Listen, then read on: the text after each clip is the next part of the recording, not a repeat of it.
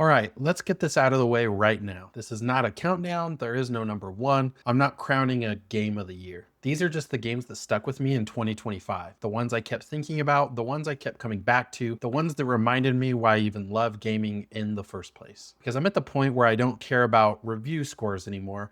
I don't care about Metacritic wars. I care about one thing only. Did this game give me something? Comfort, excitement, challenge, a sense of escape, or just straight up fun. And every game on this list did that for me in some way. So if your favorite game isn't here, that's fine. This isn't best objectively. This is best to me. So let's get into it. First up, yeah, Fortnite. And I know, some people are already rolling their eyes, but listen, Fortnite is one of the most misunderstood games of all time. People act like it's just a battle royale or just a kid's game or just a meme factory. But Fortnite is basically a platform now. You want competitive? It's there. You want casual chaos? It's there. You want creative mode, concerts, crossovers, experimental mechanics, all there. And in 2025, Fortnite somehow continued to reinvent itself without losing its identity. That's insane. Most games burn out after a year or two. Fortnite has been evolving for almost a decade and it still feels relevant. It's the ultimate jump in for 20 minutes or lose your entire night game.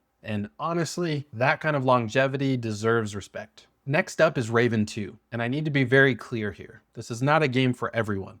Raven 2 is grindy, it's automated, it's very hands-off, and yet I kept coming back. Why? Because it's one of those games you don't play aggressively. You exist alongside it.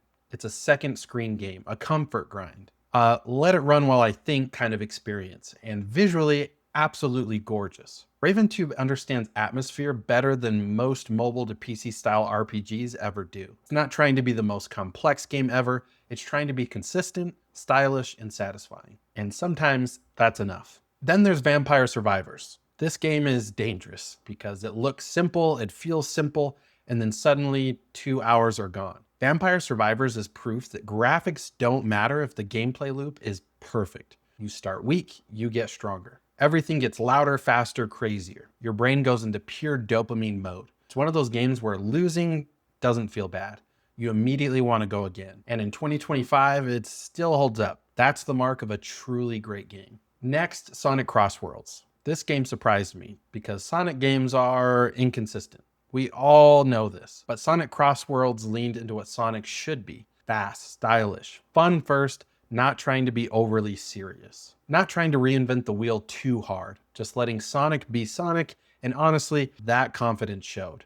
It felt like Sega finally understood what people actually want from this franchise again. Alright, fighting game fans, let's talk about 2XKO. This game has energy. 2XKO feels like the future of fighting games. Tag mechanics done right. Characters that feel expressive. Systems that reward creativity without overwhelming new players. And Riot's polish is obvious. This isn't a figure it out later fighting game. This is a we want people to actually play this fighting game. It's approachable without being shallow. That balance is hard to pull off. And 2XKO nailed it. Now let's slow it down a bit. Clair Obscur Expedition 33. This game hit me emotionally in ways I didn't expect. The art direction alone sets it apart. But it's not just pretty, it's melancholic, reflective, quietly powerful. This is one of those RPGs where the mood matters as much as the mechanics. And in a year full of loud, flashy games, Clair Obscur felt brave for being subtle. It trusted the player. That goes a long way with me. Then there's Kingdom Come Deliverance 2. This game does not hold your hand at all.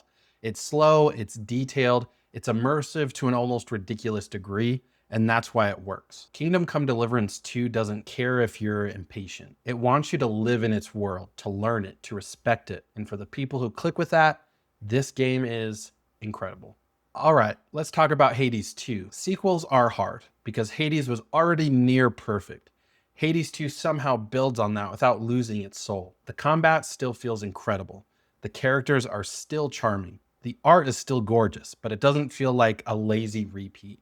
It feels like evolution, and that's exactly what a sequel should be. Now for the nostalgia hit, Metal Gear Solid Delta Snake Eater. This remake reminded me why Snake Eater mattered. The storytelling, the tension, the weirdness, it respects the original without feeling outdated, and that balance is rare. This isn't a remake trying to erase history, it's a remake trying to preserve it. Last one, and this one surprised even me, and this might be another eye roller for most people. NBA 2K26. I skipped the last two entries completely. but 2K26 pulled me back in. The gameplay felt tighter, less frustrating, more rewarding. And sometimes that's all it takes. It reminded me why sports games can be fun again. So yeah, those are my top games of 2025. No ranking, no number one, just the games that mattered to me. If you agree with some of these, awesome. If you disagree, that's fine too. Drop your favorites in the comments. Tell me what I missed. Tell me what I should play next. And if you enjoyed this kind of laid back, honest gaming talk, hit like, subscribe, and stick around.